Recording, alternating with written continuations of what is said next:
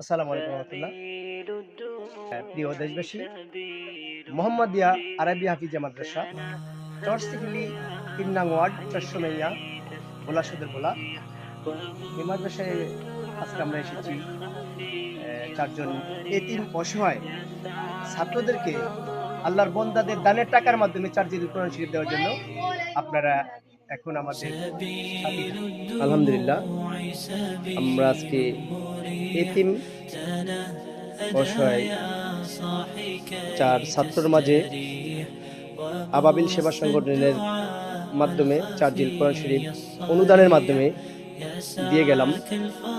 যাদের দান যারা গ্রহণ করছে, গৃহীতা এবং দানদাতা সকলকে আল্লাহ যেন কবুল করেন, এবং যারা এই কোরআন শরীফ পড়বে হাফেজ হবে, আল্লাহ যেন আল্লাহর হক আদায় করে পুরা হেফজ শেষ করার মতো তৌফিক দান করে।